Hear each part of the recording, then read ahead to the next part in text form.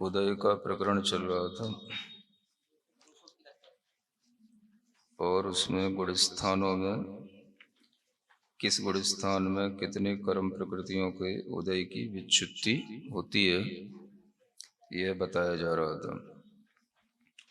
270 number की गाथा में 12वें गुण स्थान में जो उदय विच्युतियां होती हैं उसके बारे में बता दिया गया था।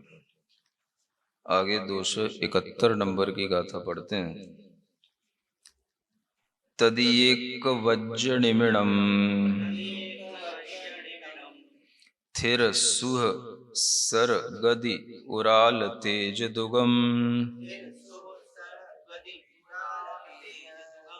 संठाणम वंडा गुरु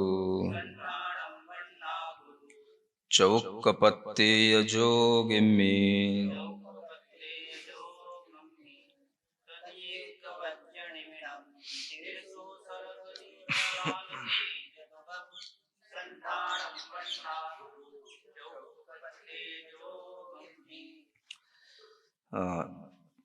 ये जोगिम्मी माने योग से जो शरीर सहित हैं, ऐसे सयोग केवली भगवान में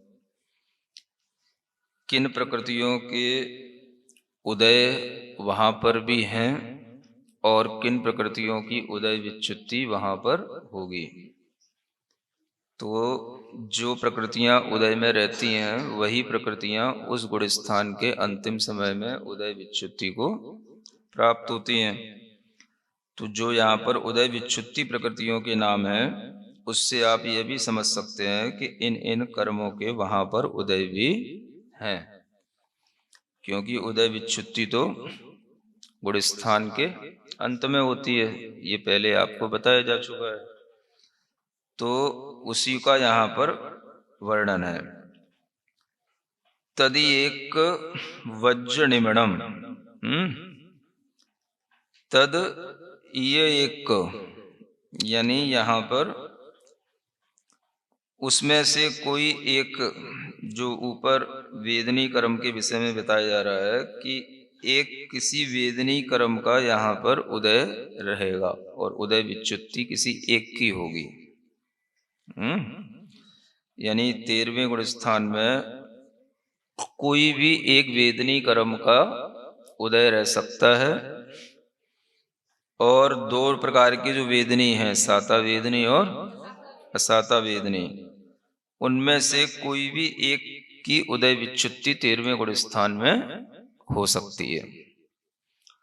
तो 13वें गुण स्थान में जिसकी उदय विच्युति हो जाएगी, फिर बाद में 14वें गुण स्थान में उस एक की जो है बाद में होगी। तो दो में से कोई भी, अगर साता की उदय विच्युति 13वें में हो जाएगी तो असाता की 14वें में होगी, और 13वें में अगर असाता की हो जाती है तो 14वें में असाता की उदय विच्युति होगी।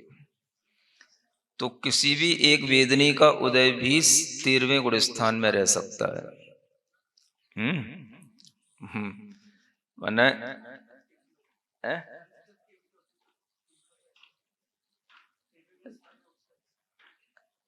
नहीं, उससे कोई प्रयोजन नहीं है।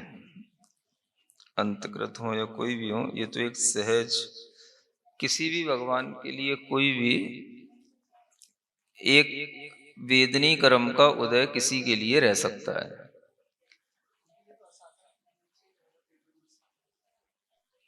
नहीं, ऐसा कुछ नहीं।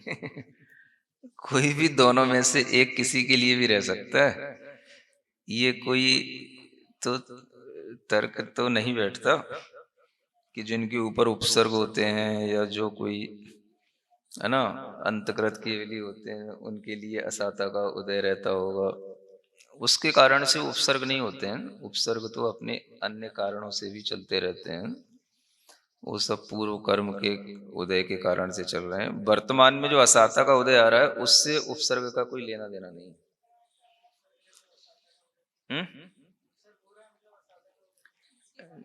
नहीं नहीं, ऐसा कुछ नहीं, उसका असाता से कोई लेना देना नहीं है। असाता का उदय सामान्य से किसी भी केवली के लिए रह सकता है और उस उदय से उनके लिए न कोई बाधा होनी है न कोई परिचय होना है, लेकिन ठीक है, कर्म का उदय कोई में दो में से एक रहेगा, बस इसका मतलब इतना ही। तो उदय का अगर हम फल देखेंगे तो हम ही परेशानी में पड़ जाएंगे। तो ऐसे कोई उदय के वहां पर फल नहीं होते हैं, बस दो में से किसी एक का उदय होना एक समय में जरूरी है, तो होता है बस। हम्म। तो इतना ही समझना कि सहयोगी केवली गुण स्थान में दोनों वेदनी में से किसी एक वेदनी कर्म की उदय विच्छुत्ति होती है। निमिणम माने निर्माण कर्म की भी उदय विच्छुत्ति वहीं पर हो जाती है। निर्माण कर्म जो शरीर को बनाए रखता है, शरीर का निर्माण करता है, उसका उदय जो पूरे जीवन भर चलता है, वह वहां पर जाकर के उदय उसका छूट जाता है अंत में। मतलब जब तक वह सहयोगी रहेंगे तब तक तो उदय रहेगा, और सहयोगी का अंत होगा तो योग रहित होने पर निर्माण कर्म भी छूट जाएगा। इसी तरीके से थिर, सुह, सर, सर माने स्वर, और गति माने गति, और उराल माने औदारिक शरीर, तेज माने तेजस का द्विक, इन सबके द्विक लगाना, ये सबके जोड़े हैं। स्थिर का स्थिर अस्थिर, यानी इन स्थिर अस्थिर कर्म का उदय भी हाँ 13वें गुण स्थान के अंत तक है। तो इसका मतलब ये नहीं कि अस्थिर का उदय आएगा तो वो कोई रोगी हो जाएंगे। अब ये सब सहज कर्म है, जोड़े के साथ इनका चलता है। शुभ अशुभ का भी उदय है, सुस्वर दुस्वर का भी उदय है, प्रशस्त अप्रशस्त व्यायोगति का भी उदय है। औदारिक द्विक का मतलब हो गया औदारिक शरीर और औदारिक शरीर अंगोपांग, और तेजस द्विक का मतलब हो गया तेजस शरीर और कार्मण शरीर। तो 5 शरीरों में जो तेजस कार्मण शरीर हैं, इनका भी उदय 13वें गुण स्थान के अंत तक रहेगा, क्योंकि यह कार्मण शरीर का उदय भी जो है कर्म का योग 13वें गुण स्थान के अंत तक ही कार्य करता है। उसके बाद में फिर ये शरीरों का उदय नहीं रह जाता है ना। तो ये सब 13वें गुण स्थान में उदय विच्छुत्ति वाली प्रकृतियां हैं। और इसके अतिरिक्त संठाणम, संठान का मतलब है संस्थान, तो ये जिससे शरीर की आकृति बनती है, समचतुरस्र संस्थान आदि, तो ये भी 6 संस्थानों में से कोई संस्थान का उदय हो सकता है केवली भगवान को, है ना। किसी भी शरीर के संस्थान के साथ में केवल ज्ञान तो प्राप्त कर सकते हैं, और फिर बाद में उस संस्थान का उदय भी 13वें गुण स्थान के अंत तक रहेगा। बाद में संस्थान का उदय भी छूट जाएगा। माने जितनी भी शरीर संबंधी जो ये प्रकृतियां हैं, जो योगों के साथ जुड़ी रहती हैं, तो वे योग के छूटने पर शरीर संबंधी कर्म के उदय भी उदय विच्छुत्ति को प्राप्त हो जाएंगे, है ना। 6 संस्थान हो गए। इसी के साथ में वंड अगुरु चौक, यानी वर्ण चतुष्क और अगुरु लघु चतुष्क। तो वर्णादि 4, जो भी उनके शरीर में जो वर्ण है, स्पर्श है, रस है, गंध है, इसका जो उदय चल रहा है, ये वर्णादि 4, इनकी भी उदय विच्छुत्ति हो जाएगी, क्योंकि ये भी शरीर के साथ ही जुड़ी हुई चीजें हैं। क्या देते हैं?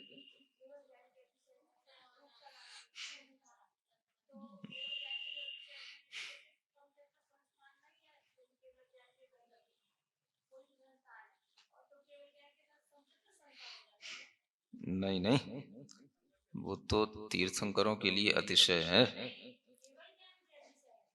क्या केवल ज्ञान के अतिशय किन के लिए होंगे? सबके लिए केवल ज्ञान के अतिशय होंगे। उनके 10 अतिशय होंगे, ऐसा होता है? ऐसा नहीं होता, सबके लिए 10 अतिशय नहीं होता। कैसी बातें कर रही हो? इतनी बड़ी दीदी ऐसी बातें कर रही तो वर्ण चतुष्क है ना, अगुरु चतुष्क है। अगुरु चतुष्क का मतलब अगुरु लघु का भी एक चतुष्क है। अगुरु लघु, उपघात, परघात और उच्छ्वास, ये अगुरु लघु चतुष्क कहलाता है। है ना। जो भी शरीर संबंधी सब प्रकृतियां शरीर के साथ ही इनका उदय चलता है। तो अगुरु लघु चतुष्क उपघात परघात ये भी जब तक शरीर का उदय रहता है, इन कर्मों के भी उदय इनके साथ में चलते रहते हैं।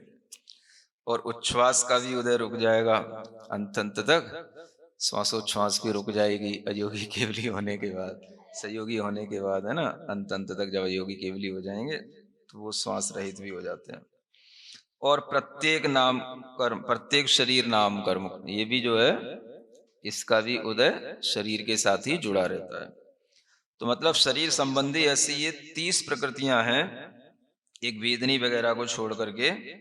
बाकी देखा जाए तो सब नाम कर्म की ही प्रकृतियां हैं, एक वेदनी कर्म को छोड़ करके बाकी सभी 29 प्रकृतियां ये नाम कर्म की हैं। सब मिला करके 30 प्रकृतियां हो जाती हैं। इन 30 प्रकृतियों की उदय विच्छुत्ति 13वें गुण स्थान में होती है अंत में, है ना। तो उदय विच्छुत्ति ही जानना, इन कर्मों के उदय छूट जाते हैं। सत्व विच्छुत्ति का प्रकरण अलग आएगा। ये प्रकरण किसका है? उदय विच्छुत्ति का प्रकरण है। इस तरह से 13वें गुण स्थान के बाद में अब 14वें गुण स्थान में भी कुछ उदय विच्छुत्तियां होती हैं, ये बताते हैं। तदि एकम मणुवगधि पंचेन्द्रिय सुभग तस तिगादेजम जस तित्थम मणुबाहु उच्चम च अजोगी चरी मम्मी।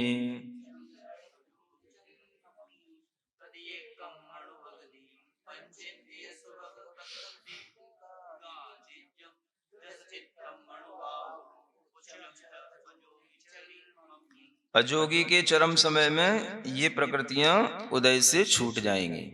14वें गुण स्थान के अंत समय में भी आप देखें, 14वें गुण स्थान का समय 5 ऋष्व अक्षरों के बराबर होता है।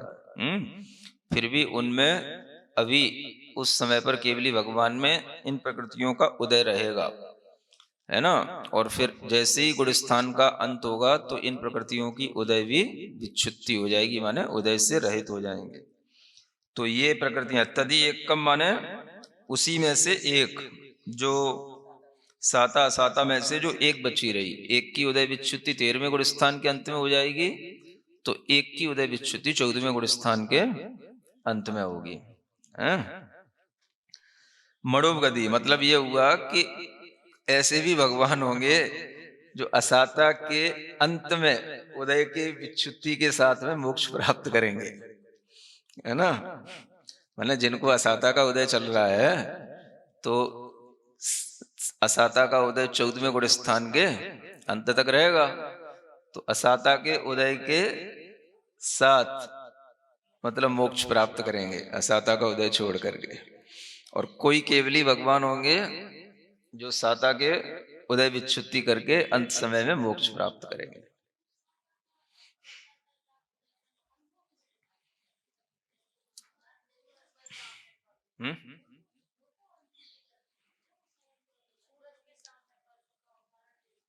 अरे सूरज के सामने बल्ब तो बहुत बड़ा हो गया। सूरज के सामने बल्ब तो फिर भी दिखाई देता है? अनंत राशि में, अनंत जल राशि में एक बूंद की जैसे कोई उपयोगिता नहीं होती या अनुभूति नहीं होती, उसी तरीके से जिनको अपनी आत्मगत अनंत सुख का अनुभव हो रहा है उन्हें इस तरह के साता असाता के उदय से कोई फर्क नहीं पड़ता। किस अपेक्षा से? तो कर्म की फिलॉसफी है, कर्म है, इनका सिद्धांत है। कर्म का उदय चलता आ रहा था, वो अपने अपनी तरीके से ही छूटेगा। जिससे एक बार बंद किया है तो ऐसे थोड़े ना उसको छोड़ के चले जाओगे तो छूट जाएगा, केस लग जाते हैं, है ना। तो अपने तरीके से ही छूटेगा वो। डाइवोर्स जो होगा तो लॉजिकली होगा, वो जजमेंट होने पर ही होगा। तो यही तो सब है, मतलब कर्म के साथ एक बार बॉन्डिंग हुई है तो ऐसे थोड़ी नहीं छूट जाएगा। तो अपने तरीके से कर्म की फिलॉसफी दिखाई जा रही है, कर्म अपने तरीके से छूटेगा, उसके छूटने का अपना गुण स्थान है, अपना समय है।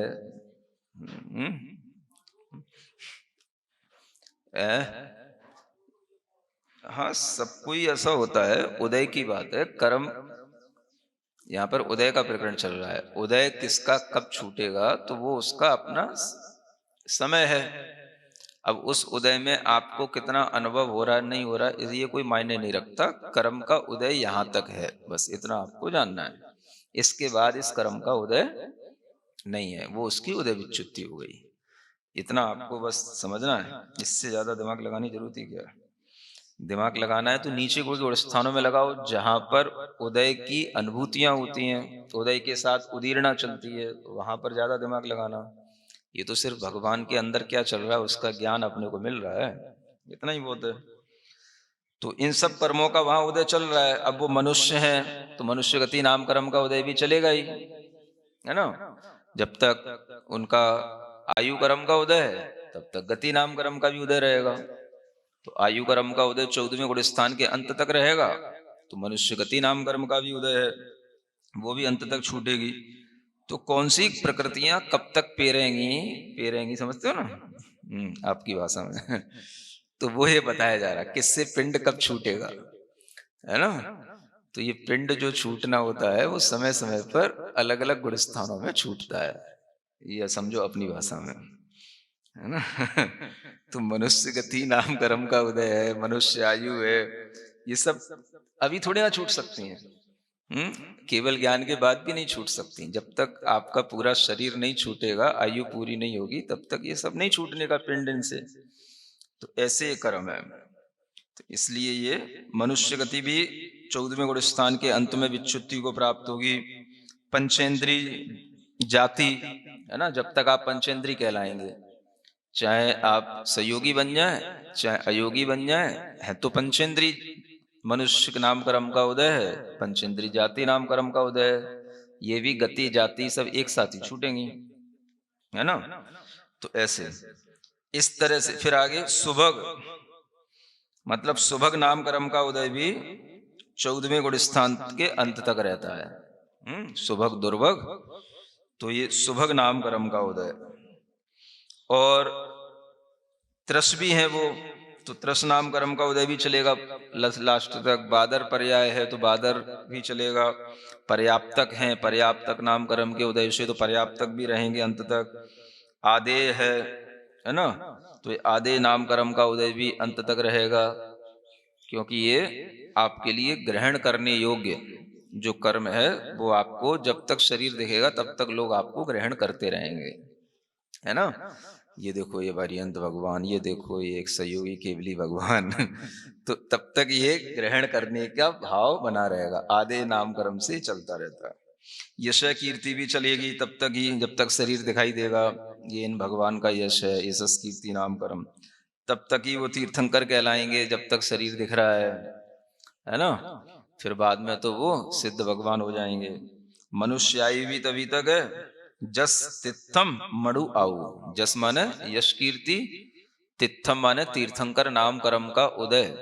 ये भी 13वें गुण स्थान से उदय को प्राप्त होता है और 14वें के अंत तक इसका उदय चलेगा, पूरी आयु पर्यंत तक। ये मतलब ये कर्म प्रकृतियां वो हैं जो आपको मरने के बाद ही छूटें, जैसे अपनी शुद्ध भाषा में बोले आयु कर्म के साथ ही ये इनका उदय होगा, है ना। तो इस तरह से इनको ध्यान में रखना होता है। और तब तक वह उच्च गोत्री जीव कहलाएगा, उच्चम च। जब तक शरीर है, गति है, उच्च गोत्र है। इस तरह से ये कितनी है, 12। थोड़ा इनमें भी मत मतांतर कहीं रहता है। हाँ वो थोड़ा सा रहता है। तो 12 प्रकृतियां हैं, इनकी जो है ये विच्युति बताई गई है। तो इस तरह से अयोगी भगवान के चरम समय में इन 12 प्रकृतियों का उदय विनाश हो जाता है, उदय विच्युति इसी को कहते हैं। तो इतने कर्मों का उदय छूटता है, ये अच्छी चीजें हैं ध्यान में रखने हो कि इतने कर्म उन केवली भगवान के भी उदय में बने रहते हैं, सहयोगी के भी और अयोगी के भी, है ना। सहयोगी के 30 प्रकृतियों का अंत में उदय विच्युति और अयोगी की 12 प्रकृतियां।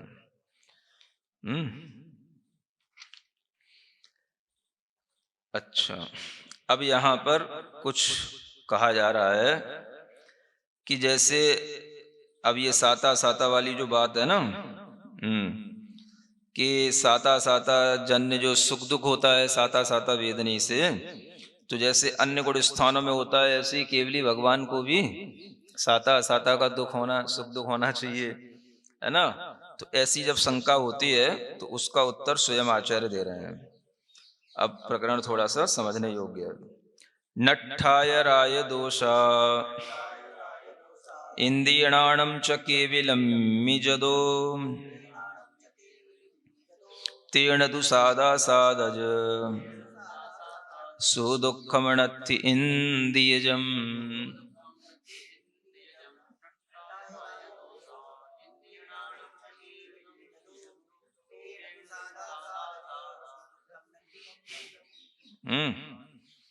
हाँ, अब देखो कितना अच्छा बताया जा रहा है कि केवली भगवान में, केवलिम्मी, है ना, जदो माने चूंकि, नट्ठा या राय दोषा, उनमें राग और द्वेष नष्ट हो चुके हैं, इंद्रिय नाणम च, और इंद्रिय ज्ञान भी नष्ट हो चुका है। यानी केवली भगवान में न राग द्वेष बचे और न उनके अंदर इंद्रिय संबंधी ज्ञान बचा। तेण दु, इसलिए ही सादा सादज माने साता और असाता से उत्पन्न जो सुख दुख हैं नत्थी, वह नहीं होते हैं। इसी तरह से इंद्रियजम, और जो इंद्रिय जन्य जो भी सुख दुख होते हैं या इंद्रिय जन्य ज्ञान होते हैं वो भी उनके अंदर नहीं होते हैं। तो इसलिए उनको साता साता वेदनी जन्य जो सुख दुख मानते हैं ये उनमें घटित नहीं होता, भले ही साता साता का उदय रहता है, लेकिन उससे उत्पन्न हुआ सुख दुख का जो संवेदन है वो उनके अंदर नहीं होता, क्योंकि उनका राग द्वेष पूर्णतया नष्ट हो चुका है ना। राग नष्ट हो जाने से और द्वेष नष्ट हो जाने का मतलब है सभी प्रकार की वो कसायों की अनुभूति से रहित हो गए। और इंद्रिय ज्ञान नष्ट हो जाने का मतलब हो गया कि उनके पास में जो भी स्पर्शन रसन आदि इंद्रियों के माध्यम से संवेदन होता है, ज्ञान होता है, वो अब उनको नहीं होगा। किसी के कुछ सुनने से दुख भी होता है, सुख भी होता है, वो भी सब उनको नहीं होगा। ऐसा मतिक ज्ञान श्रुति ज्ञान भी उनका नहीं बचा। तो इस तरह से उनके लिए ये इंद्रिय जनित ज्ञान भी दूर हो गया। इसलिए कोई भी तरह का साता असाता वेदनी है वो उनको सुख दुख देने में अब समर्थ नहीं रह जाता है। तो हाँ, उदय बना रहता है लेकिन उस गत उनको कोई सुख दुख नहीं होता है। तो इसलिए ये नहीं समझना कि असाता वेदनी का उदय केवली भगवान के अंतिम समय तक है, अयोगी में भी तो वो अंतिम समय तक दुखी होकर के गए हैं, है ना। असाता के उदय के साथ गए ये ठीक है, लेकिन कोई दुखी होकर के गए हैं संसार से, हैं? चल मैं जा रहा हूं तेरी दुनिया से दूर कोई दुखी होकर के नहीं गए हैं, और ना कोई सुखी होकर के जा रहा। हाँ, तो ना उस जन्य उनको कोई सुख है ना कोई दुख है। तो मैं वही कह रहा था, ये तो सिर्फ एक कर्म जन्य एक सहज प्रक्रिया है। इससे आपको ये समझना है कौन से कर्म का पिंड कब छूट रहा है, बस, है ना। अगर 13वें गुण स्थान में साता से पिंड छूट गया तो असाता का पिंड 14वें में छूटेगा, और 13वें में अगर असाता से पिंड छूट गया तो साता से पिंड 14वें में छूटेगा। पिंड छुड़ाना है।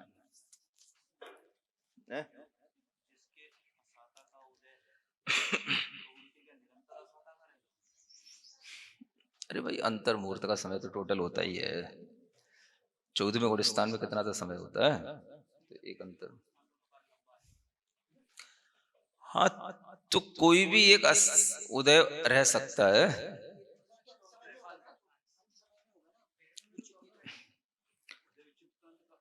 हाँ, तो दो अंतर मुहूर्त में दोनों बदलते रहेंगे। जो 13वें गुण स्थान में है, उदय तो दोनों का चल रहा है, उदय विच्छुत्ति की बात की जा रही है यहाँ पर। उदय विच्छुत्ति 13वें गुण स्थान में जिसका नंबर आ गया 13वें गुण स्थान के अंत में, उदय विच्छुत्ति किसी की भी हो सकती है, साता असाता की किसी की भी हो सकती है। तो जिसकी एक की हो गई, उसी एक की जो बची रहेगी वो 14वें गुण स्थान के अंत में हो जाएगी।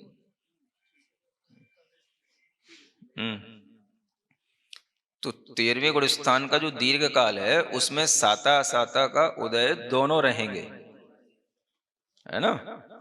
केवली भगवान में साता असाता से उत्पन्न कोई सुख दुख नहीं होता है, और ना इंद्रिय संबंधी उन्हें कोई सुख दुख देने वाला ज्ञान होता है, इसलिए आप उनकी कोई चिंता ना करें, है ना। अपने को देखें कि हमें कितना साता असाता है ना, इंद्रिय ज्ञान जन्य होता है और राग द्वेष जन्य होता है। इससे अपन अपने लिए सोचें। अब आगे और भी यही इसी तरह का प्रश्न उत्तर है कि जब वेदनी कर्म केवली भगवान के लिए कोई भी तरह का इंद्रिय जन्य सुख दुख नहीं दे रहा है, इसका कोई कारण नहीं बन रहा है, तो ऐसा क्यों है, क्यों उसका कोई सुख दुख का कारण क्यों नहीं बन रहा है ना। तो उसका भी उत्तर देते हैं। समयठिदिगो बंधो सादसुदयप्पिगो जदो तस् तेन असादसुदो सादसरूपेण परेणमदि।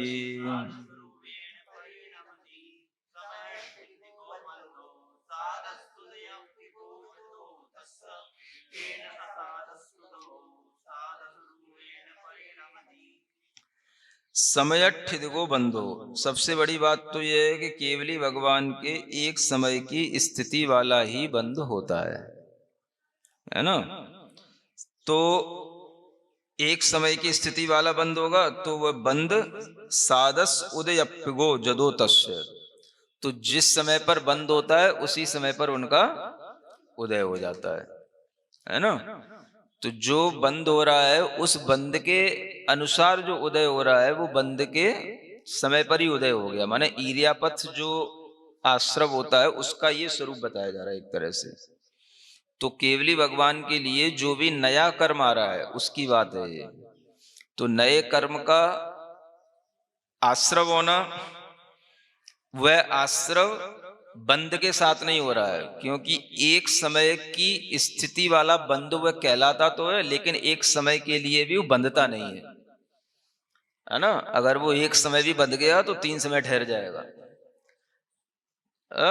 तो वो बंधा और निकला, हाँ, रुकता नहीं है। तो जिस समय पर उसका बंद होता है उसी समय पर उसका उदय हो जाता है। फिर भी कहने में वो एक समय का बंद कहलाता है, लेकिन वस्तुतः देखा जाए वो एक समय का भी बंद नहीं है। वो बंद जैसा होना चाहिए एक समय का, वो वैसा बंद नहीं है ना। हाँ, तो वो बंद अगर हो जाएगा तो फिर अगले समय में उदय आने में समय लगेगा, है ना। फिर कोई आबादा चाहिए, नहीं भी होगी तो कम से कम एक समय तो बीच में लग ही जाएगा, तब जाकर के फिर उसकी निर्जरा होगी। तो ऐसा कुछ नहीं है, जिस समय पर उसका आश्रव है उसी समय पर वह निराश्रव है ना। जिस समय पर उसका बंद है उसी समय पर उसका उदय है।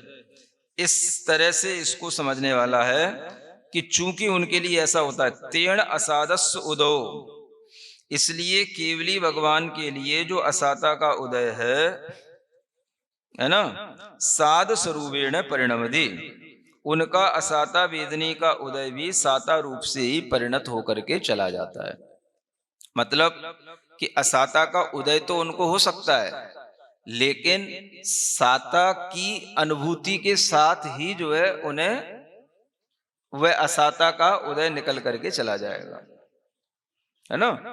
क्योंकि उनके लिए साता का उदय अधिक है, और जो नया आ रहा है वो असाता के रूप में भले ही आए, लेकिन वह जो है साता के रूप में परिणत होकर के चला जाएगा। तो केवली भगवान के जो असाता वेदनी का भी उदय होगा तो वह साता रूप से परिणत हो जाता है, क्योंकि वह साता वेदनी का एक समय में ही बंद होता है और एक समय में ही उदय हो जाता है।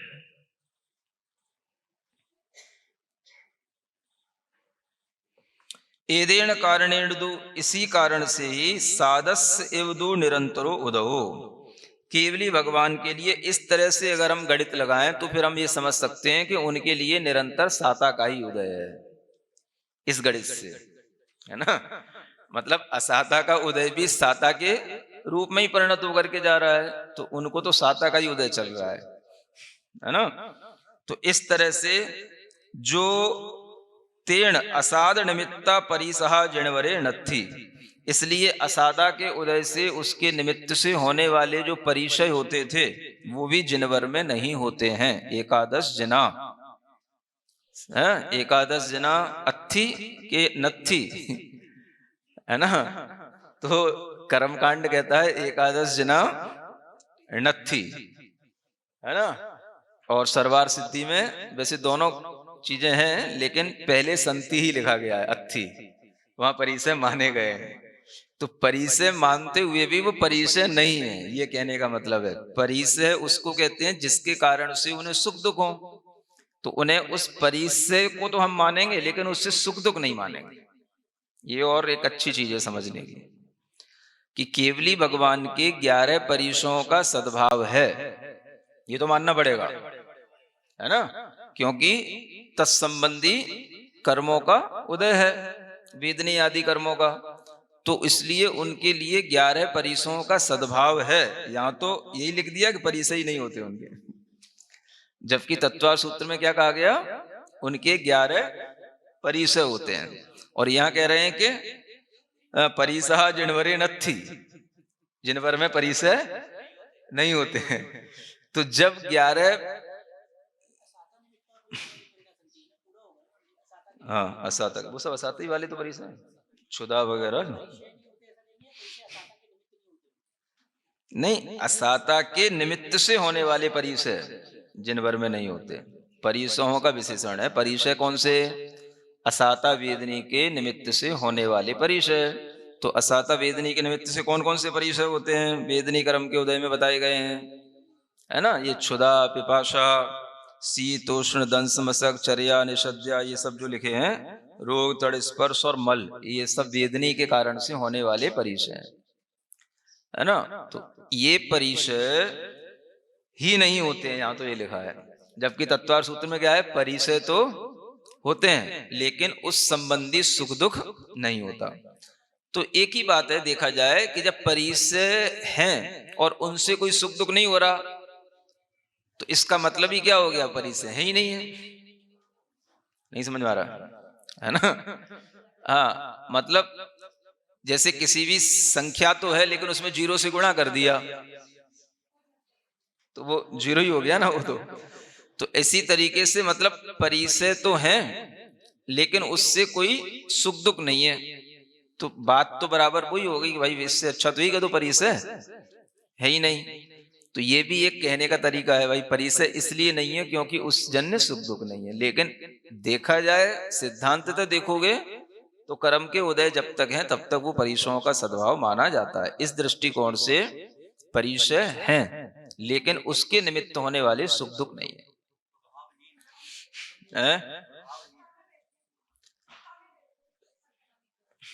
सत्ता से क्या लेना देना, सत्ता में क्या होता है, परिसय तो कर्म के उदय से ही हो रहे हैं, सत्ता कहां से आ गई, है ना। कुल मिलाकर के ये समझो कि आप लोग भी इस तरह की अनुभूति कर सकते हैं। जरूरी नहीं है कि जब कोई तरह का क्षुधा, पिपासा आदि कष्ट हो तो नियम से असाता का ही उदय हम वेदन करें। समझ आ रहा है, ये छद्मस्त भी कर सकता है।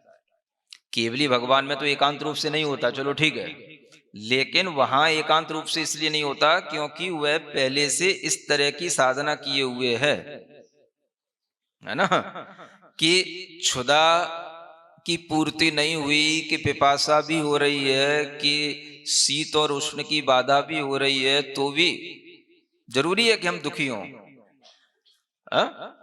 हम उसमें भी खुश रह सकते हैं ना, उसमें भी हमारे अंदर साता का उदय चल सकता है। नहीं तो फिर ऐसा ही एकांत बन जाएगा कि भाई आज उपवास हैं तो असाता का ही उदय चलेगा, जब तक उपवास रहेंगे तब तक है। इसीलिए पूछने बैठ जाते हो हमारा साता का उदय है कि नहीं, साता है कि नहीं, है? यही समझ में नहीं आता। तो ये पूछना ही गलत लगता है। क्या मतलब है हमारा साता है कि नहीं? अरे भाई, एक उपवास में या कोई एक थोड़ा सा कोई कुछ भी हो गया, ऊंच नीच कुछ भी शीतोष्ण हो गई तो कहीं साता बदल जाएगी क्या? इतना तो कंट्रोल साता का साधक का अपने ऊपर रहता है। तो शीत है, उष्ण है, ये भी तो बाधाएं हैं। उसमें नहीं पूछते महाराज साता है कि नहीं, उपवास में महाराज साता है कि नहीं। अब मानवता के नाते तो ठीक है, मानवता के नाते क्या दया आ रही क्या? उपवास कर लिया तो नहीं, ऐसा कुछ भी नहीं है। साता तो बनी रहती है। साता अगर कभी बिगड़ेगी तो वो आपके अपने अंतरंग परिणामों में संकलिश होने पर बिगड़ेगी, है ना। बाहर के कष्ट से साता बिगड़े कोई जरूरी नहीं है। आपके शरीर में कितना भी दर्द हो जाए, आपको कोई भी तरह की पीड़ा हो जाए, उठा बैठा भी ना जाए, तो भी अगर आपको उसको लेकर के संकलेश है तो साता बिगड़ेगी। और आप उसको लेकर के कोई संकलेश नहीं कर रहे हैं, समझ आ रहा है, तो भी आपके लिए साता बनी रह सकती है। आप उसे कर्म का उदय मान करके, है ना, विशुद्धि से अपने परिणामों को और दृढ़ बनाते हुए उस कर्म के उदय को सहन कर रहे हैं, तो आपकी साता ही उदय में रहेगी। तो इसलिए भी ये समझना कि जिनेंद्र भगवान का इतना आत्मनियंत्रण हो चुका होता है कि कोई भी तरह की असाता बाहर से दिखाई भी देगी तो भी उनके लिए कोई उसका असर नहीं होगा। जब साधक कोई नहीं होता तो वो तो बहुत बड़ी चीज हो गई। रिद्धिधारी मुनि महाराज होते हैं, बड़े बड़े साधक होते हैं, उन्हें कोई फर्क नहीं पड़ता, जल मल्ल का कोई फर्क पड़ता है? उन्हें तो रिद्धियां और प्राप्त हो जाती हैं। नमो जल्लो सही पत्ताड़म, नमो मल्लो सही पत्ताड़म। मल से क्या वेदना होगी? तो अब ऐसा बहुत कुछ होता है ना।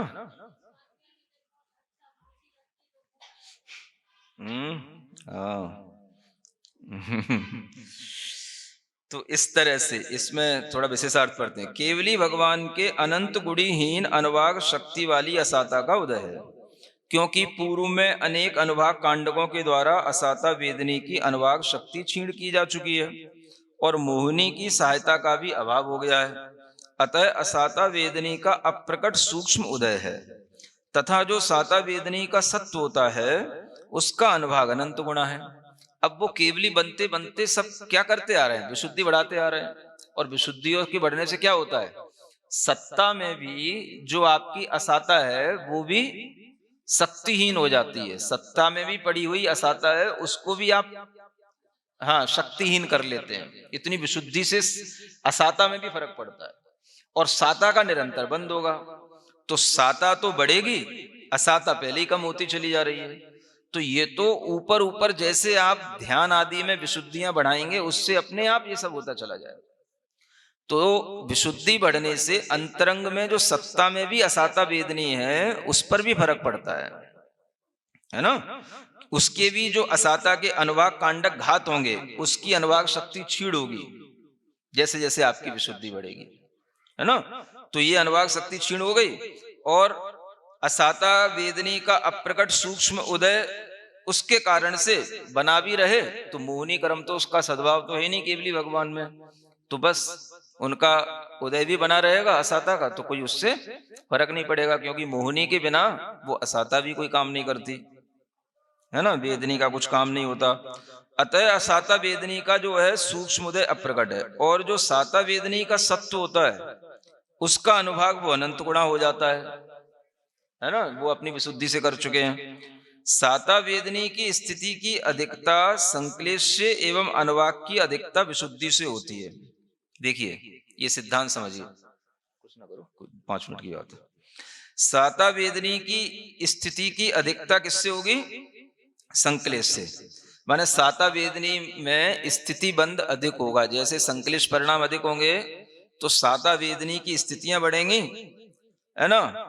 और अनुभाग की अधिकता विशुद्धता से होती है। साता वेदनी में अनुभाग बढ़ेगा जैसे जैसे आपकी विशुद्धि बढ़ेगी। अतः श्रेणी में विशुद्धता विशेष रूप होने से उत्कृष्ट अनुभाग बंद, है ना, सूप सांप्राय के चरम समय में होता है। फिर उसी अघातित अनुभाग का सत्व केवली के भी पाया जाता है। इस प्रकार केवली के साता वेदनी का अनुभाग, सत्व व उदय सब कुछ अनंत गुणा हो जाता है। इसलिए जो असाता का उदय है वह उदयागत अनुभाग युक्त साता वेदनी के द्वारा प्रतिहत हो जाता है। प्रतिहत होने का मतलब उस असाता का उदय उसके अंदर कोई प्रभाव डालने वाला नहीं रह जाता है ना। मतलब साता के उदय का इतना प्रभाव है जो सत्ता में भी उनने परिवर्तित कर रखा है, और विशुद्धि के माध्यम से वही साता का उदय आ रहा है। अगर उसके साथ में असाता का किंचित उदय भी है तो वह उदय उस अनुभाग शक्ति के आगे कोई भी कार्य करने वाला नहीं है, ये कहने का मतलब है ना। मतलब कि जैसे बहुत बड़े भगोने में, है ना, आपने कोई अच्छा मीठा पदार्थ रख रखा है, और उसमें अगर आप कोई छोटी सी नमक की एक डली भी डाल दो, हाँ, और पूरा जो है चाशनी का भगोना है, और उसमें अगर आप एक कण नमक का डाल दो तो क्या पूरा नमकीन हो जाएगा? बस इसी को बोलते हैं उसका उदय उससे प्रतिहत हो गया, है ना। हाँ, नमकीन का उस एक नमक की डली का उस चाशनी के भगोने में कोई प्रभाव दिखाई नहीं देगा, बस ऐसा ही है। तो इसी तरीके से यह उदयागत अनुभाग युक्त जो शक्तियां हैं ये साता वेदनी के द्वारा प्रतिहत हो जाती हैं। ठीक है, आज के लिए इतना पर्याप्त।